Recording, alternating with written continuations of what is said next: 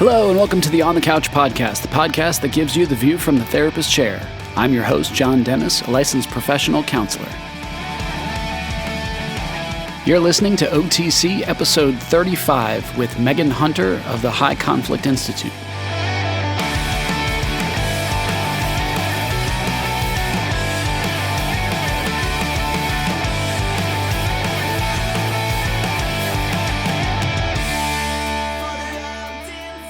Welcome back, OTC listeners. Thank you for joining me for episode 35. In this episode, I am bringing a conversation with Megan Hunter, who is the CEO and co-founder of the High Conflict Institute, alongside Bill Eddy.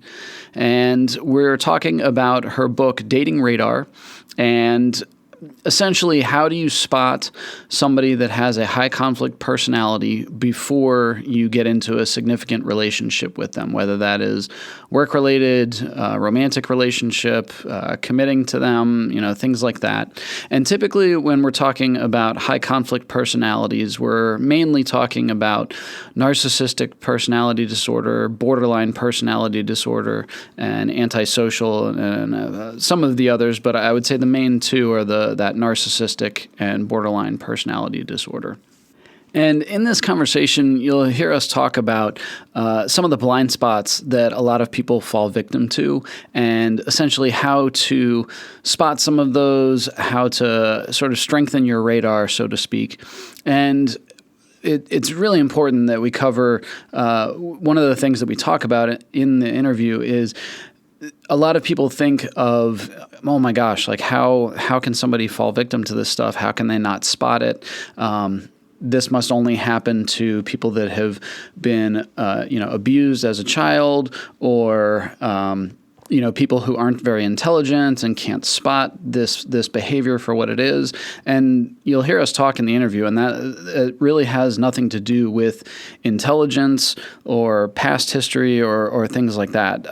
So many people fall victim to the relationships with a high conflict personality, and it's really something that I think everybody can benefit from learning about, because I would imagine at some point in your life you will encounter this type of personality and these types of behaviors, whether that is in the dating world, whether that is an ex as you're going through a divorce, whether that's a boss or a coworker. You'll run into these types of situations, and it's really important to be able to spot it and have some resources at your fingertips and know how to deal with it. So I hope you enjoy the episode, and I hope that you're able to take something from it.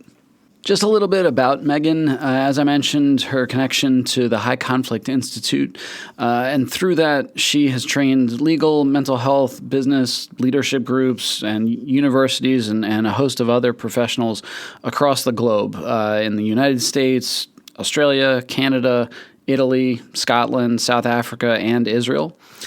She has strong policy and judicial training experience during her tenure with the Arizona Supreme Court, the Administrative Office of the Courts, as a family law specialist and child support specialist, and through her 5 years of service to the Arizona Board of Psychologist Examiners. And if that wasn't enough, in addition, she's also the founder and publisher at Unhooked Media, which is a media company focused on high conflict disputes and complicated relationships.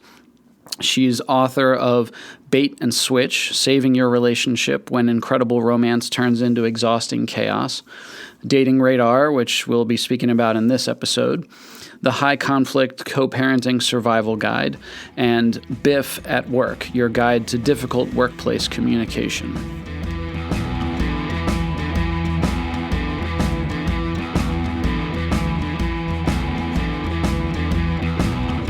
Megan, thank you so much for being able to be on the show. So welcome to the On the Couch podcast. Well, thank you, John. It's my pleasure, and I'm very grateful to have this opportunity to talk with you. Definitely. It's interesting. So obviously I had spoken with your colleague, Bill Eddy, off of Splitting, and we talked some about Dating Radar. And after that conversation and just all the information, I was like, okay, I got to talk to Megan. So kind of explain your path. I know you've gone some MBA routes, you're doing the trainings, but yeah, kind of spell it out for me.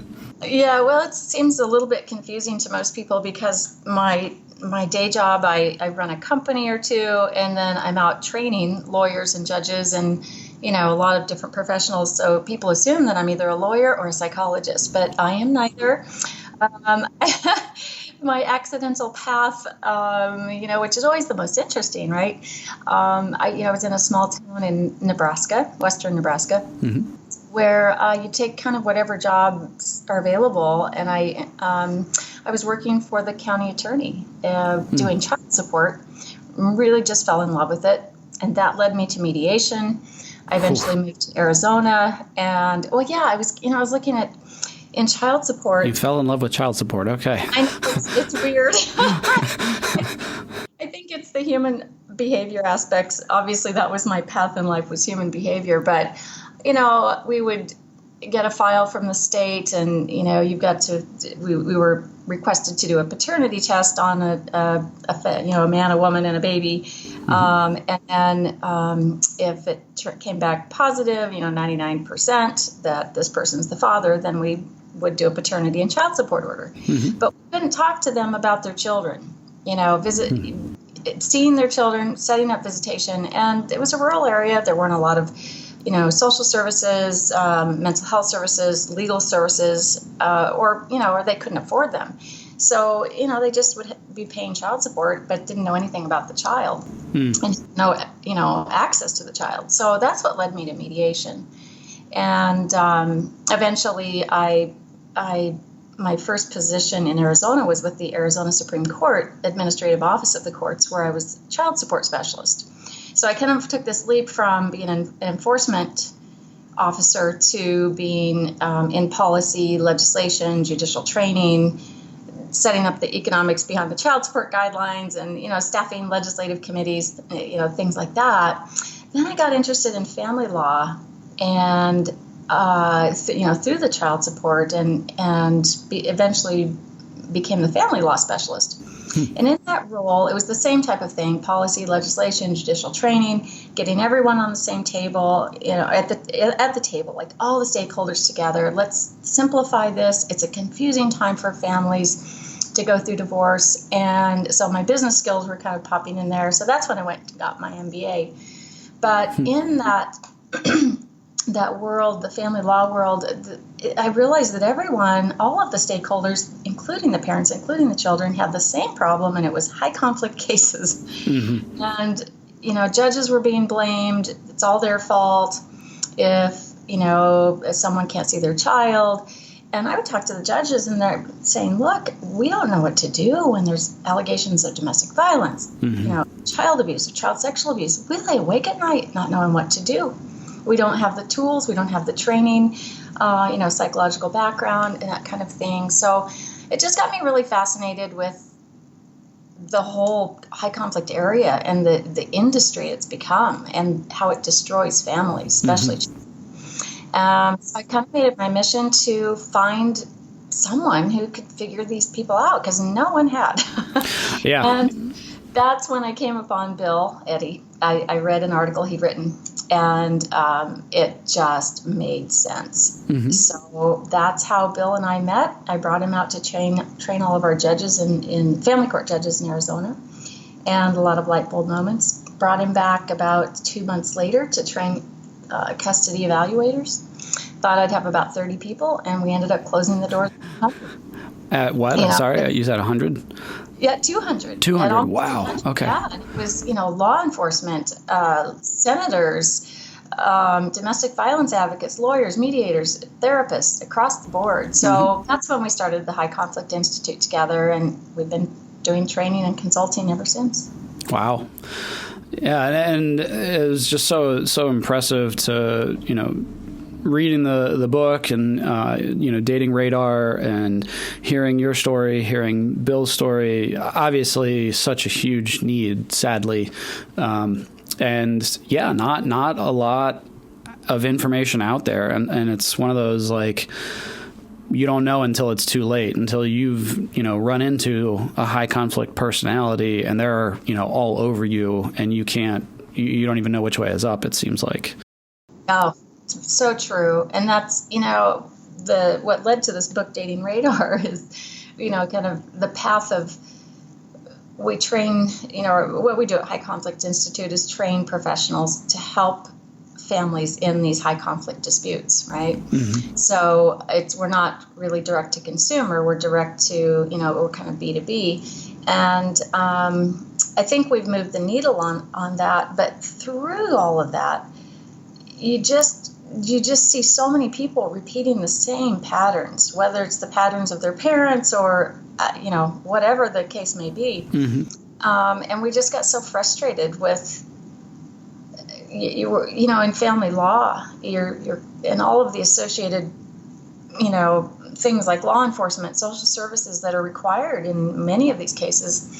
It's like something's got to be done to get people warned before they get into these relationships. Yeah.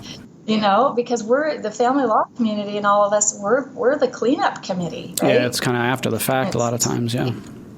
Yeah. Well, and definitely as a father, my daughter's almost 7, so we're not quite there yet, thankfully. But I'm like, okay, how do I figure out a way to download this information into her so I don't go through the Nicole Forever, like the movie Fear with Wahlberg.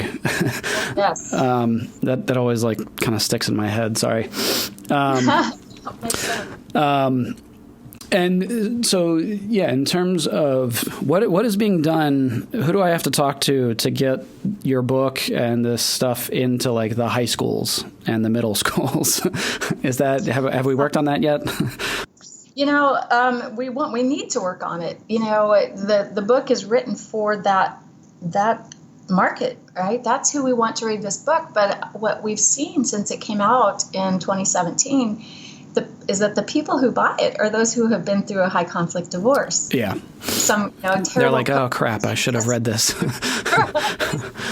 That's who does the Amazon reviews and all that, and we have a survey online that we've done, and it's people that have been in these relationships. So I think that's who's buying the book, and they want to understand what happened. How did I get into this? How did I not see it? What was I dealing with? And have all those aha moments reading the book. But for the young people, it's so different now from when I was dating. I mean, it's just hooking up so quickly, and it's you don't have time to put out your dating radar to really figure out whether you should be in a relationship with this person or not. Mm-hmm. And Bill and I wrote in the book that. And we preach this everywhere we go, that you need to know a person a year before you move in together, get married, have a child together, get financially entangled, or in any entanglement that's going to require a legal process. Yeah. To get you out of it. Because these are the worst of worst relationships, and we just we're delusional thinking they don't it won't happen to us. Sure. So those young people, I want to have, I'll say I want to have great hope. I sway back and forth between the hookup generation and actually a very smart generation. Mm-hmm. They've seen their parents getting divorced and their friends' parents' divorces and a lot of high conflict stuff, and a lot of them want to avoid it. Yeah, can we go back to what was it, Victorian era, courting and And I joke about this, so I hope no one takes this too seriously. But I sometimes wonder, wouldn't it be better in some circumstances to have the parents still doing some matchmaking? It's almost like having them vet, the prospective partner. Sure. Yeah, only slightly joking. Yeah, exactly. It would be nice to have more input. And, something that came to mind is, do you know the company LifeLock? Oh, yeah. And I think you mentioned it in the book, yeah. Right. Oh, you read it very well. Oh, yes, yeah. Of course, come on. Yeah, thank you. So, for the listeners, it's a company that will help you protect your identity from being stolen and will alert you and that type of thing. And so it kind of came to mind as we were writing this that, you kind of need love lock on your heart. You need all of the, a person really vetted. You need time. You need other input from outsiders about your vulnerability and maybe they won't have their blinders on if they're checking someone else out for you. But sure. I tell you what, as you well know, people in love are so blind. Well, and I think, a lot of it is, that the messages that are taught from very young, which obviously we'll get into some of the myths and some of the trends, but yeah, just those sort of that Disney princess fantasy of love will conquer all and my Prince Charming will come in and save me, and that love is supposed to be all about your emotions. It's not supposed to be about your head, which I think can, obviously be such a dangerous message in these contexts. Oh, for sure. It's there's a lot of fantasy, and yet on top of that, the rise in television shows about marriage, the wedding dresses and the big weddings, and it plays into that fantasy that I need to focus on this wedding and the person that comes with it. That's not as big a deal. Right. It's just so backwards. Sure. Well, and I usually in the couples counseling, so I have training in Gottman couples counseling with the Gottman Institute, and usually reference the I think the average wedding in America these days averages around $37,000. And I always say, think about the amount of time and money and effort you put into the wedding, and now think about the time, money, and effort you put into the marriage. Such a good point. It's so lopsided. Imagine if you spent $20,000 on relationship training. Yeah. Jeez, be a different place. So, yeah, in terms of Dating Radar and what you do at the High Conflict Institute, can you kind of just unpack the main high conflict personalities and the traits that you see with those? Sure. So it is typically a little bit confusing for people when they first hear the term high conflict personality, and people can get a little bit confused or put off a bit by the terminology because it seems like we're sort of classifying a group of people as, very difficult. Well, it's true. They are very, very difficult. These are our most challenging people. So, if you looked at difficult people on a spectrum, right? There are people who are, obstinate or just, sort of rigid and that kind of thing. But they can typically, at some point, get along with people. They can capitulate. They can, somehow get along with people. Those at the extreme end of the spectrum are what we call high conflict personalities. And there seem to be 4 major characteristics, which I'm sure Bill mentioned to you in that podcast, but they seem to be the 4 characteristics that come out in these folks that we call HCPs. And I should start by saying it's not meant to be a denigrating label. It just identifies a group of people who don't know that they're that difficult, and it's just a way to I think to sort of give people a sign that, hey, this is going to be very different, and so you're going to have to be doing something very different with them. You can't do with them the same things that you do with everyone else. You can't employ the same strategies. So what are those 4 characteristics? It's unmanaged emotions. So that can be anything from real intense, intensely upset person, or, they get so angry. They talk about emotions a lot. So it's just sort of out of proportion emotions. They don't have very moderate behaviors, so they can have real extreme actions. And as we like to say, if you're not sure, it's really whether it's extreme or not, think about it this way. Would 90% of people do that thing? If they wouldn't, it's probably pretty extreme. Okay, so we're talking, somebody that slashes somebody's tires, right? Keys their car, screaming and yelling in public shaming on social media, all those kind of things. So that's second. So Lovely. Yes, those really nice things we all want to have happen to us. Not. And then blaming. It's all about blame, and that's really the key. You'll see is there's no taking responsibility. I'm always the victim, and it's always your fault. And they always use the word always, never. It's never my fault. It's always your fault. So they have this target of blame. Well, and that's where you get into that black and white, all or nothing, kind of the cognitive distortions. Right. And that's a nice lead in, because that's the fourth one, is all or nothing thinking. And so kind of the way we see it is, when you look at when you're studying the brain, and, we've all of our methods and our training are based on research on the brain and neurology and everything.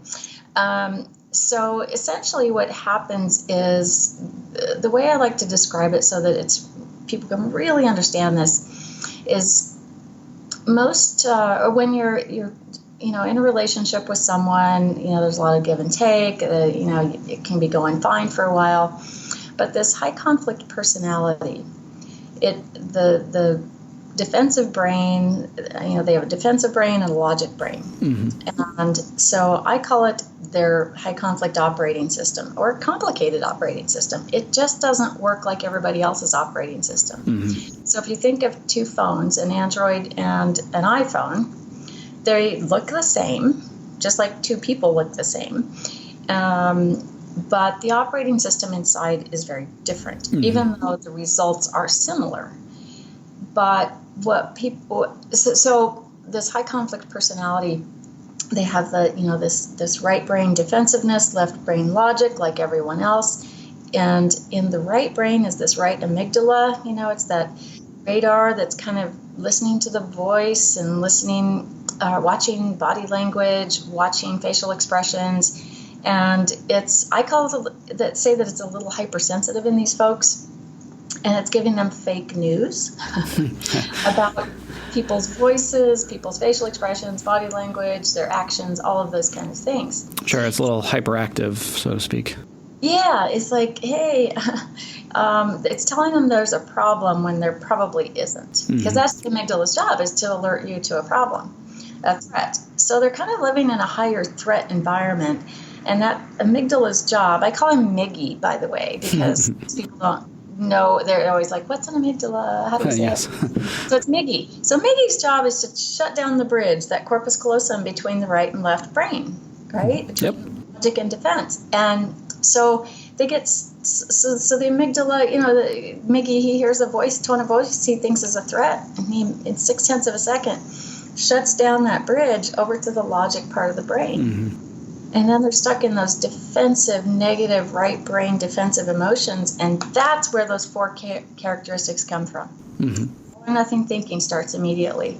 The blame starts immediately. The unmanaged emotions and extreme behaviors. So when they're in that right brain, the defensive brain, all of that is where it happens. And then our typical response or reaction is to argue with them or to explain something to them. Yeah. And they have no access to logic at that point. Yeah, and it usually doesn't go very well. So, right, exactly. It almost always goes badly. So that's what we do at HCI is to teach people how to do the opposite of what they do with everyone else. Okay. And that's really the key. That's how you're dealing with someone high conflict. And kind of one of the, I'll throw this in and then I'll let you ask your questions, is that we want to believe that they know they're this way. Yeah. When they absolutely do not. Well, and that was one of the things that I appreciated about the book was, you talked about that low awareness.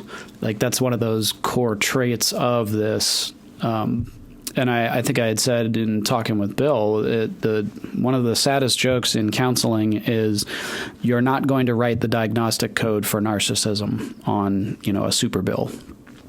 Because they don't typically come in for individual counseling and they don't identify as, I'm a narcissist. Somebody else might identify them that way, or they may come in for, couples counseling or job stress or whatever, but it's usually not with that tag of like, I struggle with narcissistic personality disorder. Right. Whereas someone with an eating disorder or a lot of relationship crisis might come in not knowing that they may, have some diagnosis, but they are struggling and have that crisis in their life. But the narcissist or, someone with antisocial sociopathic traits, they're not streaming into the therapist's office. Nope. Only if they're court ordered for anger management is like that's the touch point. And do they get anything out of it? I don't think the research says there's a lot of hope. But yeah, there is some, but unfortunately, it's few and far between. So yeah. Well, and I think that's one of so you kind of perfectly segued into some of the myths of, that myth of they know they're doing this and they're being manipulative and vindictive on purpose just because. And so I guess what would you say to that? Yeah, it's really hard to wrap your mind around the fact. And, we tell people all the time, don't go telling someone you think they're a narcissist or they're a sociopath, because it's shockingly, it doesn't go well. Shockingly, it just backfires, and you're not going to convince them because it's their operating system. Think back to the Android and the iPhone. Mm-hmm. You're not going to tell the Android to be an iPhone. Yep. Right? Just stick with iPhone. And I'm just a user, so, but you're not just magically going to change one phone operating system into another. Mm-hmm. So you really have to just develop what we call a private working theory, meaning, okay, I'm going to observe here for a while, and I need to put on a different hat now. I have to manage these a different, this relationship a different way. Mm-hmm. Yeah, because you're not going to get. And here's a good example. I was working with a client once. This was an individual who was going through a divorce, and he'd said he wanted to send copies of a book on called Stop Walking on Eggshells. Yes. About borderline personality disorder. He believed his soon-to-be ex-wife suffered from borderline personality disorder. So he said, he was going to send it to her. No, to everyone in her family. Oh, okay. All her siblings, her parents, her grandparents, so that they would know what he was dealing with. And I said, no, that's a really bad idea. Send it to your family, your friends. But he suffered his own issues and had no insight into them, and that's really what's lacking here. And so he went ahead and sent them, and it backfired very bad. Yeah. It did. People think they need to share this information with someone, or they're angry and frustrated, and so they will say, well, you're a sociopath, you're a histrionic, whatever, but it doesn't get you anywhere, and it doesn't help the situation, and they're not going to get it anyway. Yeah. Bill says, forget about it. Yeah, I definitely liked the Donnie Brasco reference. So, I guess just to lay it out there, in terms of the four main ones that you talk about in the book, we were talking about high conflict personalities. We're talking mainly about the narcissistic personality disorder, borderline personality disorder, the antisocial, and then the histrionic. But I really liked how you also talk about, other I wouldn't say like, other personalities that deal with high conflict of like substance abuse and, sometimes with autism spectrum disorder and Asperger's or things like that. So I really like the way that you guys included that as well, because I've found that to be true a lot of times. Yeah, we get a lot of questions in our trainings particularly about people with Asperger's, that the behaviors seem to be very similar, and then what do we do about that? And really, it's the same skills that you would use with HCPs. You use with anyone who's really struggling and having a difficult time or being very hostile. Sure. Setting limits, connecting with them to calm them down, and shifting them into problem solving, that kind of thing. So, same skill set. Yep. Well, and I think going back to those 4 HCPs,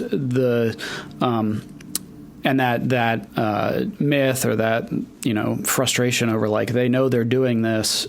One of the struggles trying to remind people of is people don't just show up with a personality disorder. This does not just materialize out of nowhere. It's typically born out of some pretty significant life events, usually during, early childhood type of stuff. Is that fair to say? Yeah, very fair. And, the longer we do this, the more trauma has, the study of trauma has really been on the rise in the last 10, 15 years. And in the last 5 years, it's just started to really become, trauma-informed practice in many different areas. So, yeah, I think we don't understand that so well Sure. in just everyday life. And, I think about people in my parents' generation say, hey, don't blame everything on your childhood. Don't blame anything on your childhood. How could it? So now it swings the other way where you blame everything. But really, the way I look at it is, we're a recipe of our entire life, right? And so it starts with your genetics, and there's so much information now about epigenetics and what influences that forming baby. Everything from the mother's voice and calming its heart rate to, there's just so many things that would be on the scope of this conversation. But, and, if you just layered it up, you would start with genetics, and then, maybe an attachment disruption or fail to attach with an adult in those first few years. Where it's so necessary. Then you throw in a little childhood trauma, and it could be, anything from parental conflict to sexual medical abuse. Condition, sexual abuse, all kinds of things. All things. Or, on the other hand, you could have the entitled, like golden child that was really spoiled, never had to struggle, never allowed to fail. And that can, That can also, That can, so they've come, you're right, they've come with a lot of this. It all comes as a recipe up to the day you meet them. And getting into some of the other myths, you talk a lot in the book about blind spots. Can you kind of explain that a little bit? Yeah. So we have, there's our own blind spots, like kind of our own vulnerabilities, and those can be loneliness. Loneliness is such a big driver for being vulnerable to any type of bad relationship. You're willing to overlook things, so you just have this blind spot. And people who've had their own trauma or abuse, they may not be high conflict, because not everyone with a personality disorder is a high conflict personality or has one. It's a subset of them that have those 4 main characteristics. So they may come with their own baggage, and so they're willing. That's a blind spot as well. Is just not having the self-esteem that they need to choose a healthy partner. They don't love themselves enough at that stage to expect better for themselves. And then what they really get blindsided by is this real intense charm, typically at the beginning of a relationship. And there's a lot of times an intense spark, and that's something I observed in a lot of my conversations with people before we wrote this. Was that there was usually an intense spark, more intense or more of a spark than in any other relationship they'd ever had. And so I started to kind of theorize around that. Is that does that lead to is it real, and does it lead to a blind spot? And it really does, because then people mistake it for this is the one. It feels like the best ever, and so if it feels that good, then it must be right. Well, and yeah, that was one of the terrifying things as I was reading the book. You reference the Dating Radar website and the survey that you guys have there, and a lot of the NIH statistics. But yeah, just how high on the scale charm and that like instant spark kind of connection rated for people when they were talking about and being surveyed about the high conflict relationships that they found themselves in. It just seemed like, oh my gosh, is no one safe? I know.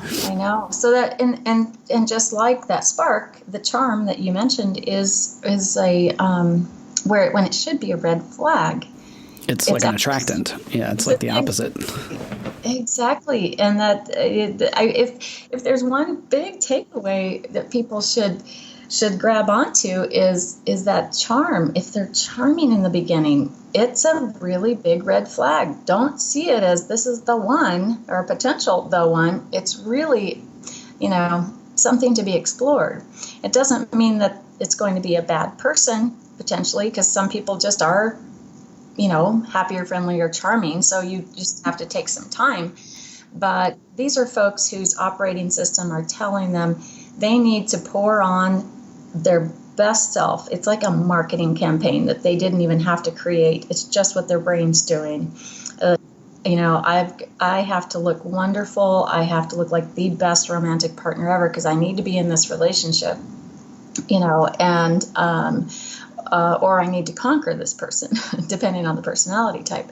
So they'll do or say whatever it takes to make that happen, to feel attached, to feel dominating, to feel superior to them. And so you just have to take some time and see if these other behaviors start coming up.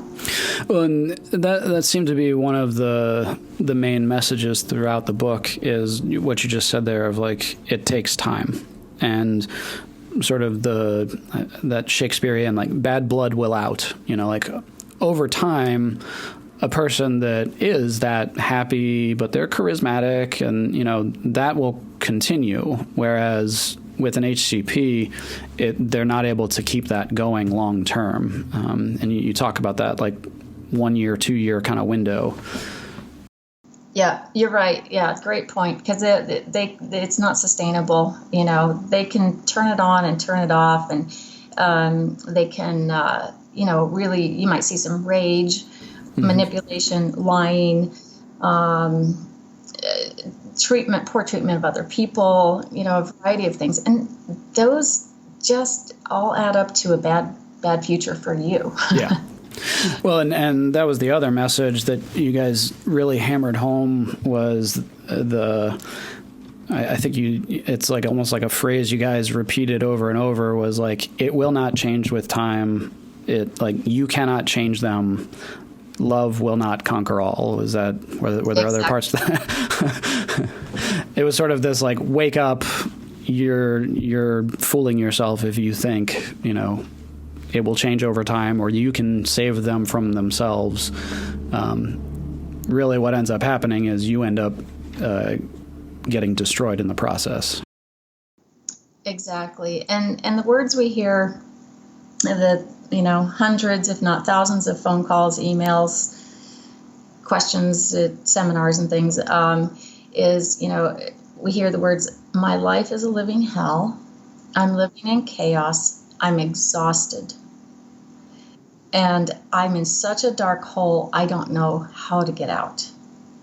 So, I mean, these are tough situations. And I think this is where people just, we're kind of delusional, or we have wishful thinking that that people don't exist like that, or that they will come with a warning sign, and they just don't. Now, we've been doing this long enough that we can pretty quickly identify folks like this, but it still takes us some time. And when it's closer to you personally, the harder it is, sort of. So you're going to have your antenna up all the time and check in, especially when you're dating, to just really be in tune. Well, and yeah, the thing to me that seems so scary was every creature on the planet has, you sort of think of that like food chain, and they have a way to protect themselves and camouflage themselves against prey, and a mating ritual. And that idea of with HCPs, they're very convincing, they're very appealing, and they have to be in order to survive. That's what they've learned from a very young age, typically. And that idea that they're so good at ensnaring people, it made me think of Ted Bundy, because a lot of people would refer to him as like, oh, he was so charming, I had no idea, and then it was too late. Right. And we just have so many blind spots. In fact, I just finished reading the book Bad Blood. Okay.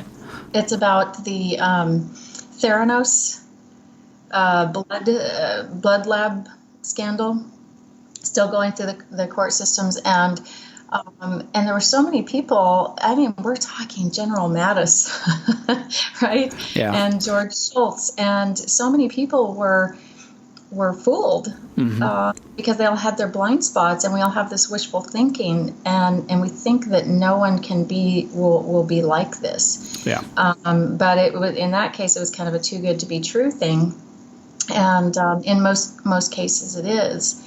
And you're right. I mean, when you talk about survival, these are folks that are in a fight for survival, and basically, they're living in a fear-based environment. That is their operating system. Being around people is their, it's almost, you could almost call it a people disorder, right? Yeah. Relationship disorder, because with other types of mental illness that are more, chemically based, those can impact relationships, but these are basically caused in relationships, or that's where you see the arena the most. Yeah. So it's, if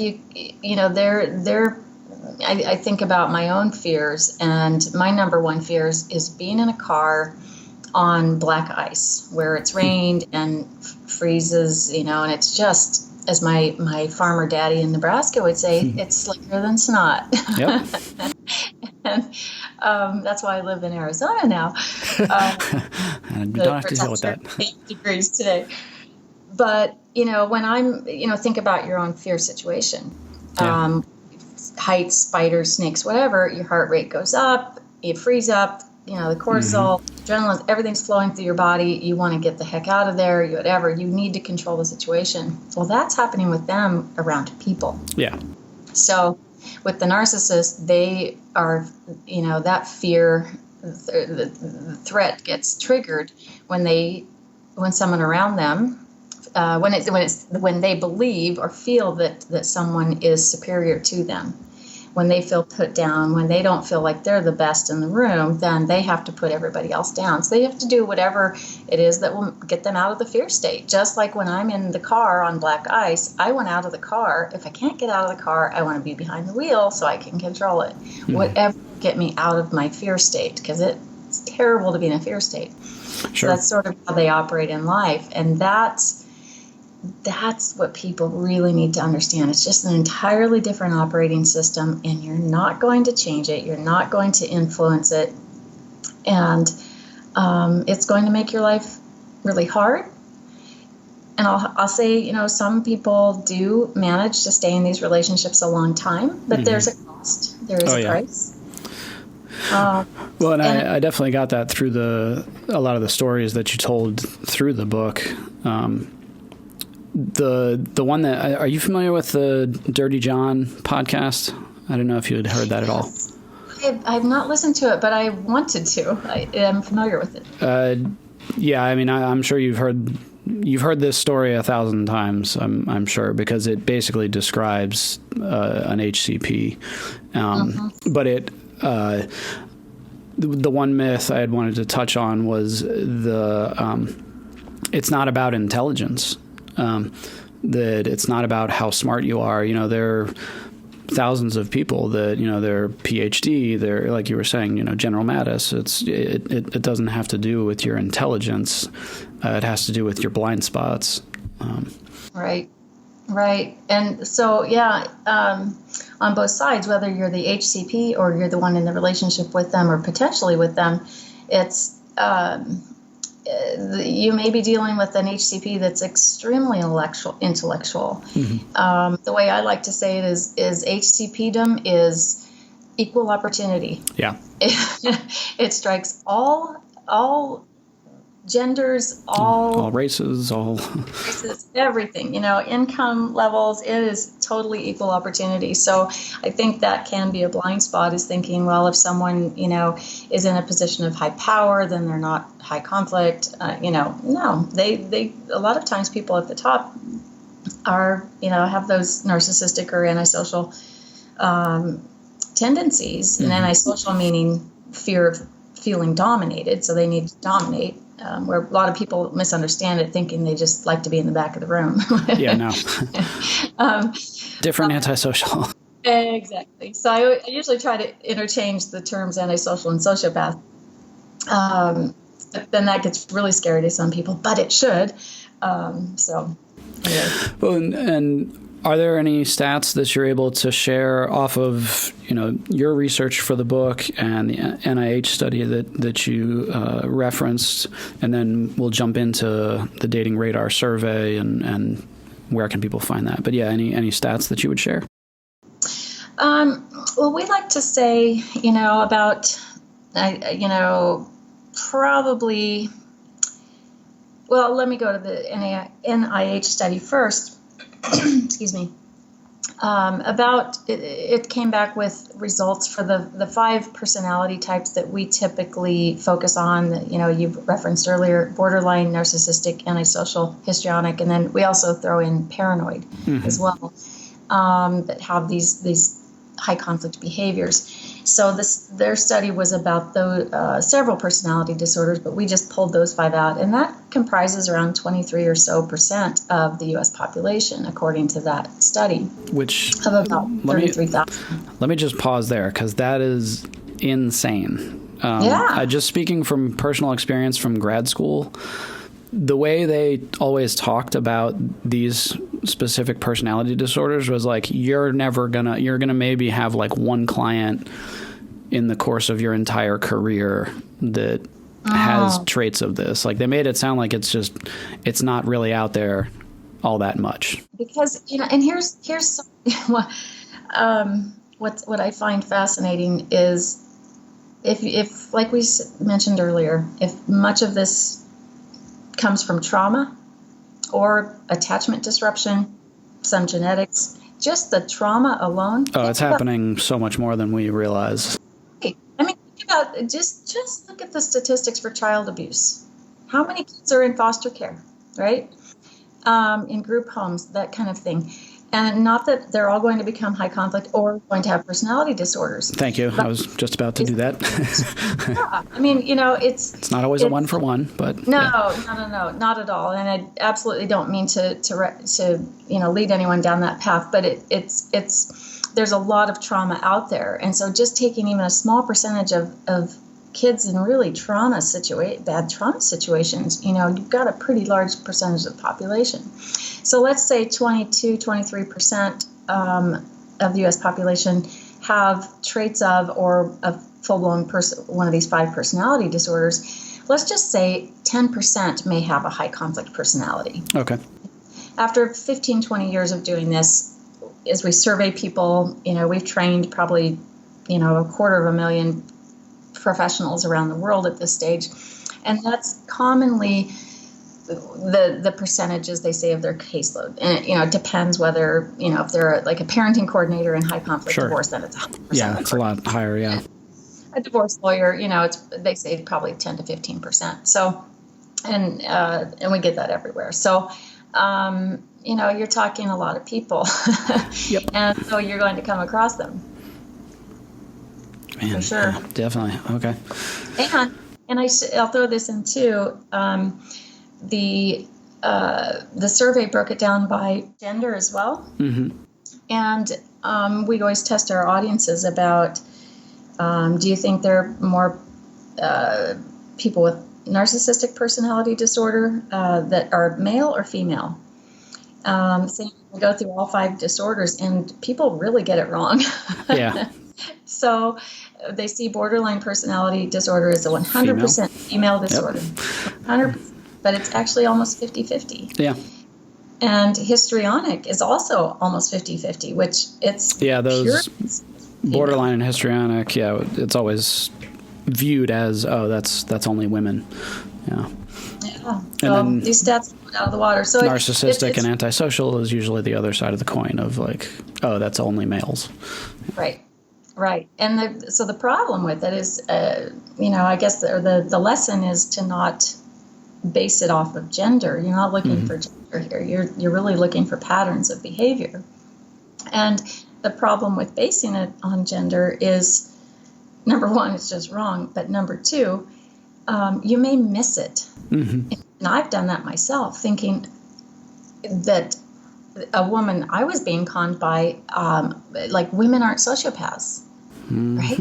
Yep. Women aren't, only men are sociopaths. Yeah. And so I completely missed it. Mm-hmm. And you don't do that. So just stay away from gender. Yeah. Well, and so we're referencing this survey. So what is the Dating Radar website, and how do people find the survey? How do they take the survey? So we started this survey, 3 or 4 years ago. It's just done on SurveyMonkey, and it's through our website, dating-radar.com. So dating-radar.com, or just Google Dating Radar survey. And it's a series of about, I think it's 18 questions or so, and just ask people if you've been in a relationship with anyone that's you thought was sort of high conflict or displayed these behaviors, and then sort of what those what your experience was. So we've had around 500 people answer this survey, mm-hmm. and it's been really, really fascinating. We weren't surprised by the results. Yeah. But I think, we asked or give the ability for people to type in comments to most of the questions. And I think if anyone who's in a relationship would read these, yeah, they run screaming. Yeah, for any listeners, I'll definitely include the URL in the show notes as always. But yeah, definitely go to the survey and take a look at these responses. So I have the survey responses called up here in front of me. You're listening to OTC episode 35 with Megan Hunter of the High Conflict Institute. We'll be right back after a brief word from our sponsor.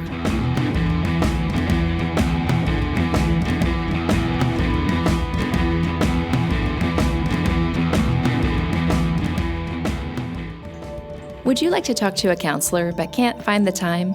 Would you rather talk to someone from the comfort of your own home? If so, Parenting and Family Solutions is here to help. We now offer teletherapy to all clients who reside in the state of Pennsylvania. Using our secure portal, you can have a video session with your counselor using a laptop, desktop computer, or smartphone. Visit our website to learn more at www.parentfamilysolutions.com or give us a call at 717-602-5560 to see if teletherapy might be a good fit for you. Let us help you build a stronger family and a healthier you.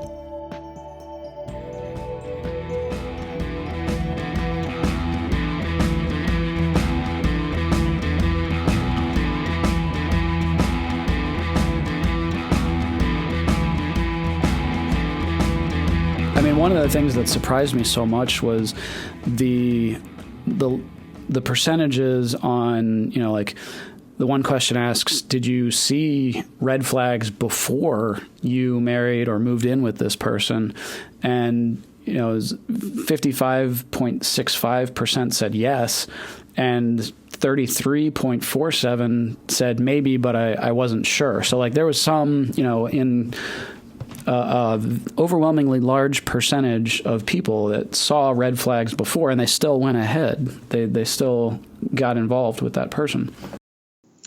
Yeah. So I guess the lesson there is to, pay attention to your gut feelings or to the behaviors you're seeing, and, give yourself the gift of, slow down. Slow down. And if this were, in my case, one of my girlfriends, if I saw that she was dating someone that was exhibiting high conflict behaviors, I'd say, look, stop, get out of this. Don't proceed. Do not marry this person. But we fail to do that with ourselves. Yeah. Well, and that was what I was going to bring up next, is like almost taking your comment a step further of, it almost seems like for a lot of these people, like their gut isn't working for them, like their gut instinct, because that question about, did you and this person have an immediate or nearly immediate spark? Like almost 77% of the people said yes. So, I mean, obviously you almost have to learn to like not trust your gut and develop that radar through what you talk about in the book and the signs that you're looking for. Right. It has to be an analytical process.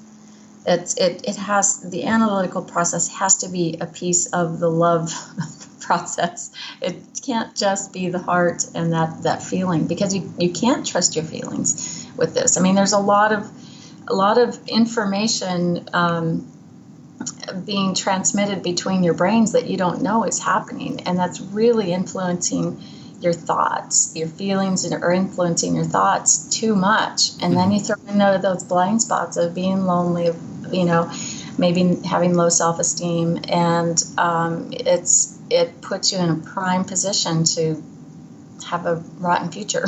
Sure, yeah. And to have children with this person potentially. Yeah. I think if nothing else wakes people up, it's about, is this the person that you want to be the parent of your children? Mm-hmm. Yeah. Well, and it seems like for so many people, those major milestones are when the shift seems to happen. When it's, we moved in together, or we got married, or we had kids. Do you find that to be true? Yeah, a lot. Quite often we hear that, and we did ask about that in the survey as well. And a lot of them said it was, the day after the wedding, or the day after the proposal, or right when the child was born, or when someone got pregnant. Big life changes seem to cause a behavior change and really sort of turn on these high conflict behaviors. It's kind of a strange phenomenon, and I'm not sure I can explain it, but it happens. Well, and the thing I was thinking was, as a therapist, it's terrifying for me to see, I've seen this stuff even happen through the computer, through online dating, of an HCP will find somebody who has low self-esteem and is lonely, and it will happen even with, eHarmony and all the supposed, surveys and questions and algorithms and whatnot. Yeah, I agree. And I think, I've put some thought into this, and I think, a site like eHarmony, they have done such amazing work, and I think it works really well for probably most everyone except ferreting out HCPs. Just because it's such an unknown field, sort of to this point, and people just don't really know they exist, and they're fooled by the charm. They see the charm as something good. And I tell you what, online, you don't have as many protections because you're in person. Your brain is working on your behalf to tell your gut what, that this person may not be safe or they may not be quite right. Where you're not going to get that online. And people can say whatever they want online, as we see catfish, as we see. Yes, yeah. Thank you for bringing that up. Shows now, like Married at First Sight. I so badly want to be a consultant for that show. There you go. Anybody that's listening connected to the show. There's the little plug. Contact Megan. Well, yeah, the phenomenon of catfishing, I think you referenced in the book, the one guy that they had caught up with on the show had like catfished like some ridiculous number of like 400 different people. Yeah. And was just, come to find out it was this guy who had low self-esteem himself and, was like in a basement somewhere. Like, right. And you see it happen over and over and over and over and over again. Well, and in terms of what you're looking for, so I think what I'll do is I'll share the one results from the survey. You said, after the change occurred, what behaviors did this person exhibit? And it seemed like the ones that really tipped the scale were like the rage, the manipulation, the blaming, which obviously we talked about in the just those characteristics of HCPs, and then the inability to handle feedback. So they perceive feedback as negative, even though it's not meant as a negative. Right. Any feedback is felt as a criticism, and they can't tolerate criticism. Yeah. And so what advice do you give to the masses out there in the dating pool? How do you ferret some of this out? How do you try to, spot these things? Well, kind of the first is just take your time.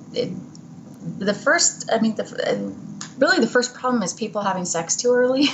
Okay. In my opinion. Sure. Because then clouds the issue. Yeah. Clouds the issue terribly, and you're entangled and you're connected and bonded. And you might start deluding yourself that you're not, but reality is that you are. So it makes it harder to disentangle yourself later. But really, it's watching for the charm. It's watching for the spark.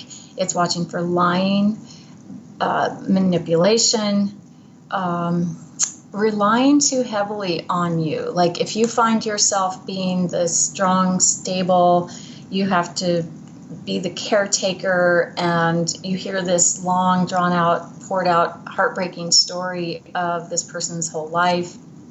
A lot of intensity surrounding it, a lot of tears, emotionality.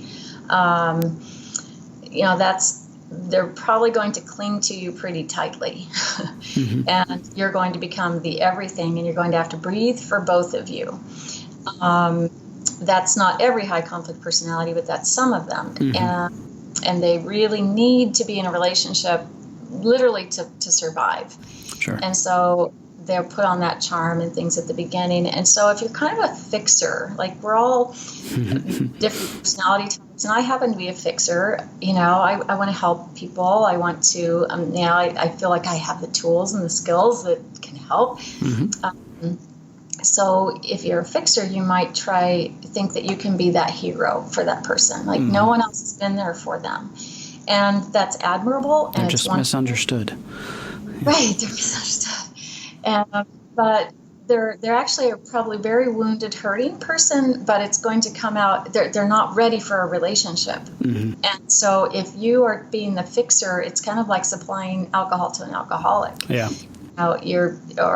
Drugs to a drug addict. You're just feeding the addiction and not solving any issues. And so for some folks, and with these, I'm talking about people who may have borderline personality disorder, which is, by the way, the one of the 5 that there is significant research that they can get well. They can get better. That one has the most hope, I guess I would say, out of all. Yeah.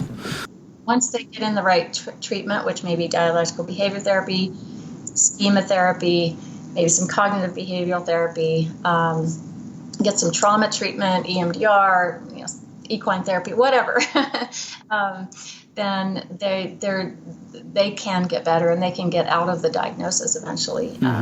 If they stick with it and work it and learn the skills and things like that. But not therapy with John Dennis. That is, right. I do not do that. Right. I can refer you to somebody else. Yeah, that's so important for you to say that, because what we hear over and over is people going to a therapist and they're with them for 18 years and they just keep going, and it's like going to, a foot doctor for breast cancer. Yeah. You're going to the wrong person, and there's an actual treatment for borderline personality disorder, and thousands of people are getting help now with BPD. But until they do, you're not the right person, not you, John Dennis, but you I'll throw my name in there too. The person to fix and heal them, because they really need to get to the right treatment, and they can't have relationships, and they're really, wonderfully empathic people. But and I have to be very clear here, because there's more information about borderline than any of the others out in society. And it has a really bad rap and a bad stigma. Sure. But a lot, some people with borderline very much internalize, and they're nowhere near this high conflict personality at all. But some really are, and they're just very wounded, hurting people. But they've got that help, and you're not the one to do it. Yep. Well, and I don't know if you would chime in on this, but in working with clients where they've been in the relationship with the high conflict person, a lot of times when I'm trying to help people develop that dating radar, usually the advice I give is like, you want to see them on a bad day. You want to see them around their family and friends. How do they treat them? You want to see, like, if you go out to dinner, you want to pay attention to how they treat the wait staff. And somebody that they consider to be, subservient to them. And you also want to kind of look for the how deep do the roots go? Do they have long-lasting friendships and family relationships, or are they cut off and they don't keep friends very long? Would you echo those? Absolutely. Yeah, that's great. I like the roots scenario. That's really good. How they are treating other people, because eventually they just can't sustain this stuff, because they never know when that their brain is going to feel threatened, right? Yeah. So eventually that will happen when, in your relationship with them, or when they're, talking with someone else or relating with someone else. It's going to come up. They will feel threatened, and they go to their safe spot, which is, for a narcissist, is to put the other person down. So it may be a verbal insult, or it may be something to puff themselves up better. They've got to talk about themselves. They have to one-up somebody. With the antisocial sociopath, they have to dominate. So they will, they want to eliminate, publicly shame, humiliate, that kind of thing. With the borderline, they need to feel connected and attached. Because they constantly feel abandoned. But they kind of have some pretty big impulse control problems. So they'll, their brain's just on fire, and they'll just rage, and really out of control. And so these things are just out of proportion to what 90% of other people would do. Sure. Okay. So I do want to jump into some of the listener questions that we got. I will sort of throw the legal disclaimer out for you of, Megan is not a relationship expert, and you people have to make your own decisions and be a, big boy and big girl and decide for yourselves. But I do want to go over a couple of the questions that came in. So you up for that? You bet. And thank you for the disclaimer. Yeah, I'm not a lawyer. I'm not a psychologist. I'm not a therapist. I'm not licensed in anything. So my co-author, Bill Eddy, is a licensed clinical social worker and an attorney. He's hogging all the He's hiding all the money. Yeah, all the. Go to school, just get some letters. Yeah. But yeah, so you're right. You have to make these decisions on your own. And that little caveat here too is that don't weaponize this information, folks. Just don't. These are people that don't know they are the way they are, and so don't use it as a weapon. Don't tell your girlfriend you think she's a borderline. It's just not nice. Yeah. And find a different way to help them find the help they need. Okay. So without further ado, so the first one that came in is from Amy in Ohio, and she says, I'm 21, I've read your book, I've recently caught my boyfriend of 7 months in a string of lies and infidelity. I believe him to be an HCP. Should I end the relationship? Well, Amy, great question, and thanks for the question. So I'll turn it around a little bit on you and just ask you to ask yourself, if this were your friend, would you want your friend or your sister to be in a relationship with someone displaying these characteristics? If this person's doing this in the first 7 months, it's really unlikely they're going to change this once they're more comfortable with you, and when relationships do get harder, these are ongoing patterns. This is the operating system of the HCP. Lying and manipulation, that alone doesn't tell me if this person is HCP or not. But you could certainly start to test that by setting limits yourself with this person. If you're not wanting to get out of the relationship right now, set some limits with them and have some boundaries so that you can see if they change their behavior. If this person does not, then do yourself a favor and find someone who is really loving, kind, doesn't lie, and doesn't manipulate. There you go. All right. So the next one comes from Ed in Virginia, and he says, my wife and I have a 23-year-old son who has been dating a girl for over a year, and she displays a number of the borderline personality disorder traits, but he seems to be blind to them. How can we help him to see her true colors and convince him to end the relationship? Oh, that's a tough one, and it's one we get a lot. So thanks for that question, Ed. So it can be tough because you don't want to. It feels like we're annihilating people from other people's lives, and it's really not what the intention here is. But like we mentioned earlier, it's about he's not the one to fix her, right? He's not equipped with the surgeon's tools or the therapeutic tools to fix her. So it can be a matter of helping him get educated. And there are a lot of good books these days. There's one recently that my little publishing company published, and I'm not doing this to sell more books. Hawk your own wares, yeah. Right. It's just the author is she's a person who was diagnosed with borderline personality disorder, went through treatment, got better, and she's an amazing resource for people around the world on her YouTube channel. And then I said, you've got to write a book about this so that more people get it. So it's called The Big Book on Borderline Personality Disorder. That can educate you quite a bit. But he still may, have some blind spots and feel really that tug and that pull of being responsible for her, or just not even seeing these behaviors. So you just have to educate as much as possible. And I wish there were a magic wand. Yep. But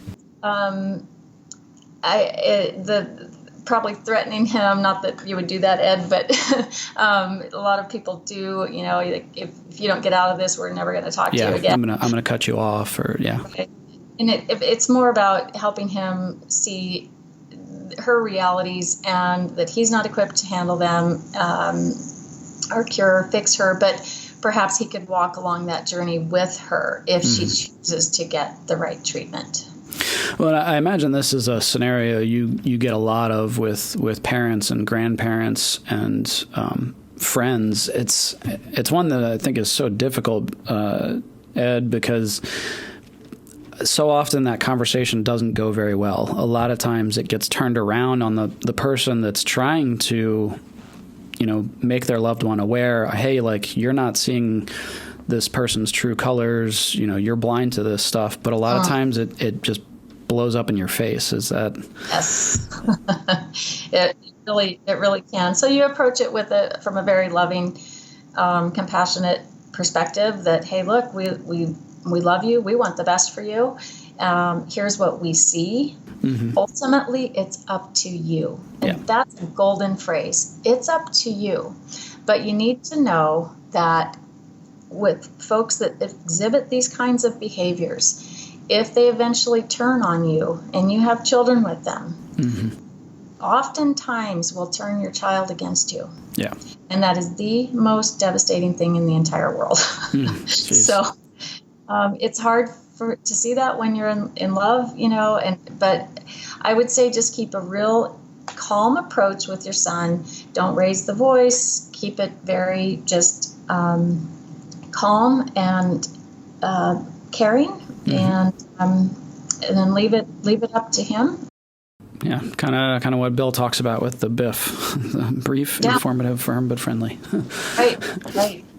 Well, and I think the thing I was going to point out is to Ed and the other parents or grandparents out there, if you take that hard line, I'm going to cut you off approach, that is, in a sense, some of what the HCP wants. They want that person all to themselves and for them to be cut off from family and friends.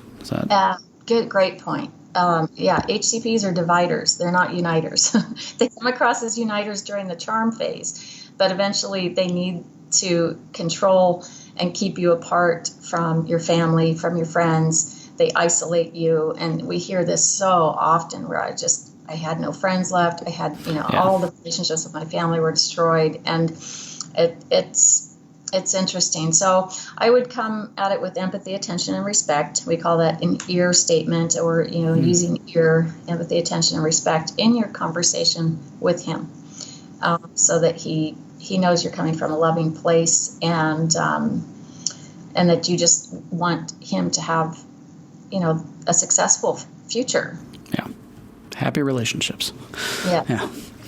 Okay, last one. So this comes from Jason up in New York.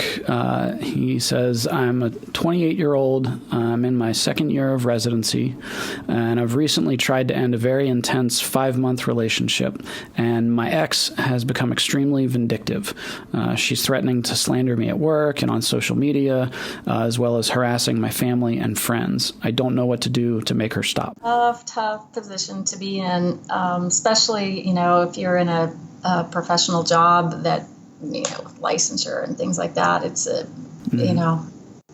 can make you feel very vulnerable, but you have to really analyze your options.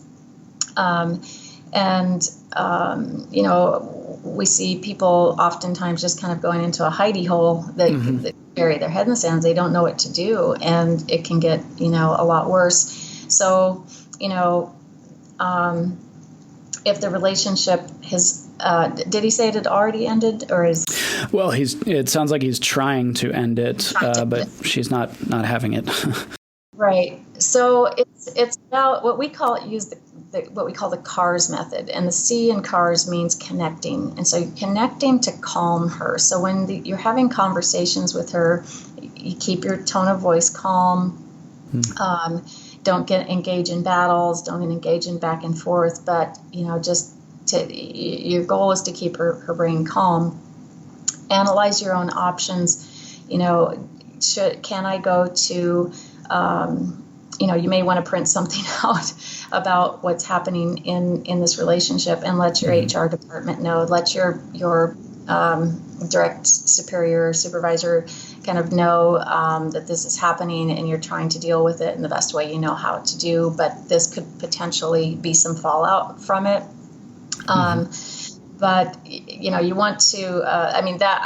That's personally what I would do is to try to make sure that you kind of alert people in advance that this could be coming, and that you. Yeah. Well, I guess what I was thinking is like trying to get out in front of it a little bit, and it sort of de-arms the threat or the blackmail, I guess, so to speak. Right. Anywhere you think that blackmail is going to go, because that is a common way to handle this, and this, the partner is probably feeling that disconnect and that spiral. So I would suggest, if I were in your shoes, I would try to ask her, are there people that you can rely on?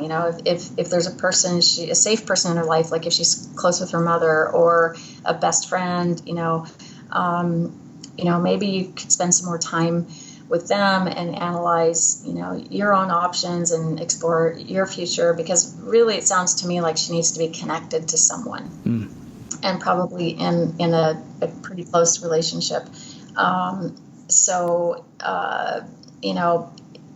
Eventually you have to, and probably the sooner the better, institute boundaries and set limits so that, you don't end up in this chaotic situation that could be very damaging to you. So setting the limits when you do end the relationship, you want to get out very gracefully and casually, and not so quickly that it triggers to tails.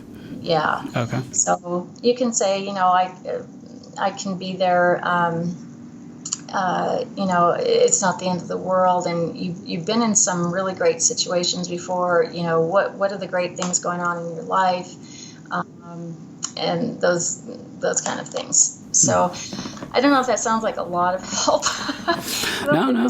Really difficult situations, but you have to get out the power grip that this has over you. Mm-hmm. And that's HCPs. It is messy. It is difficult.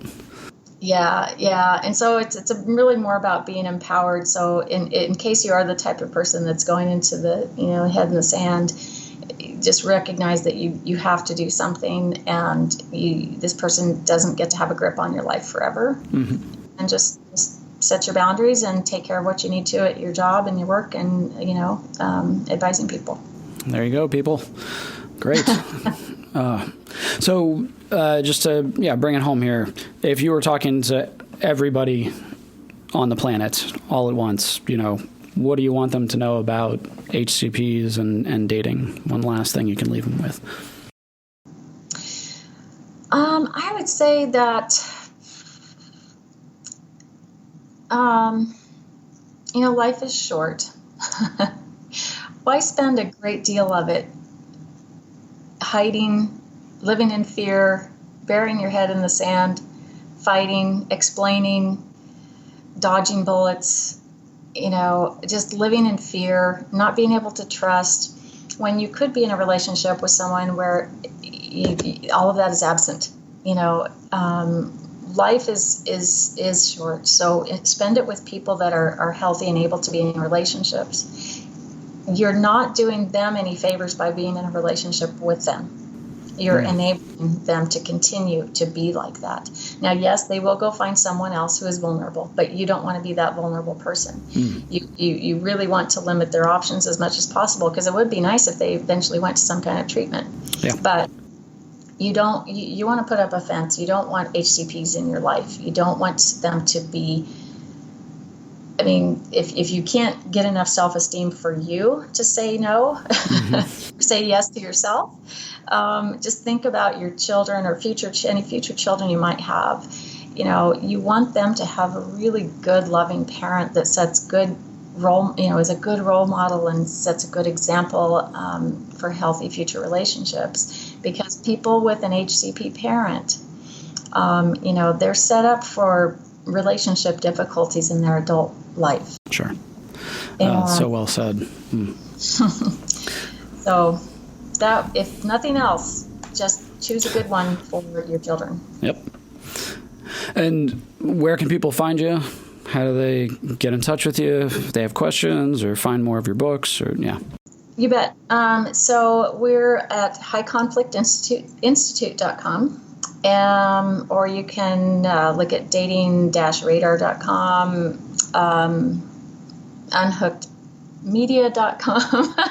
we're at a lot of places, but you can find us in any of those places. And we just a little aside, in 2020 we're going to launch a new site for people who are struggling in relationships with HCPs. Okay. So, yeah, that's great. I was going to ask about projects. Okay. Yeah. I mean, we have a really great, well, I'll finish with this one. It's going to be called conflictplaybook.com. Nice.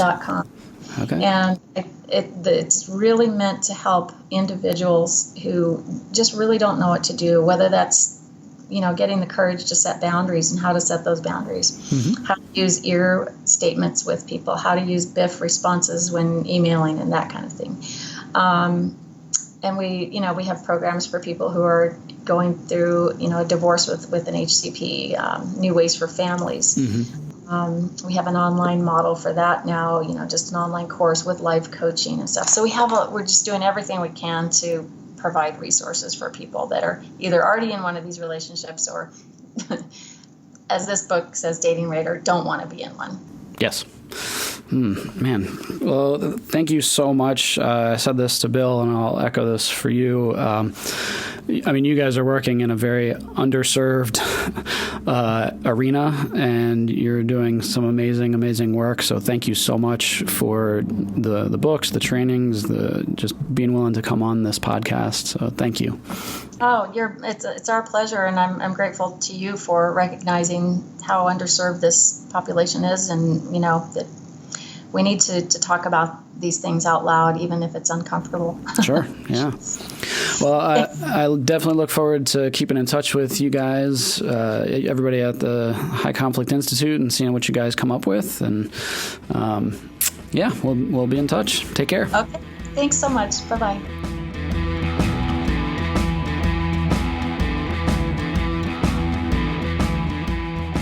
Well, there you have it, OTC listeners. Another episode in the books. I really can't thank you all enough for checking the podcast out, for rating and reviewing, for sending in questions.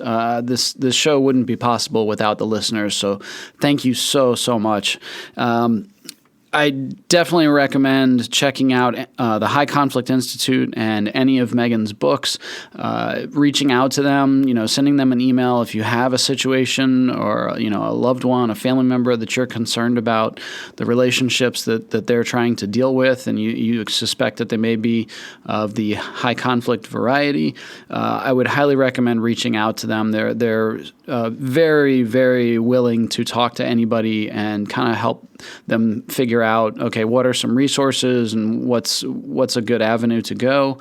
In the interviews with both Bill, Eddie, and Megan, you'll hear me talk about and hear them reference if you do have a loved one or you yourself are in a relationship with someone you suspect has a high conflict personality disorder, you really want to seek out professional help, and you really want to avoid trying to pathologize them and use those terms of, narcissistic, borderline personality, things like that. And you definitely want to avoid trying to fight fire with fire. That's really, really only going to make the situation, 100 times worse, because high conflict personalities really thrive off of that, and they play at a much different level than the majority of people do, than like you or I would. They sort of have this scorched earth policy. I always say it's almost like the mafia. They won't just go after you. Like, they will go after you and everyone you know and love and anything that you hold dear. So like I mentioned, if you suspect that you're dealing with one of those types of relationships, definitely check out the High Conflict Institute and educate yourself on how to deal with this in the best way possible. So thank you again for tuning in, and I will catch you in episode 36. Next episode will be OTC 36, where I'll be talking with Skylar Cunningham of the Cancer Trauma Project. Especially when we're stressed or we don't get enough sleep or our kid's throwing up or we're preoccupied or something like that, as humans tend to get, that we say something flip like that. If you liked what you heard, be sure to subscribe and review wherever you're catching this podcast at. You can check out detailed show notes and archived episodes at www.pfsonthecouch.com. If you want to stay up to date on future guests and contribute questions, be sure to follow us on your favorite social media platforms. The author and host of this podcast is not engaged in a therapeutic relationship with the listener and cannot give counseling advice without a confidential appointment. Listeners should be sure to consult with a licensed therapist in their area or seek emergency medical attention if they are experiencing psychological difficulty. A special thanks to the band The Topsy-Turvies for the show theme song. Their song, Like a Living Dead, can be found at topsyturvies.bandcamp.com. The bump interview track was the song 1973 by Bruno E. The author and host of this podcast is John Dennis. Special thanks to editor and show producer Trevor Groff.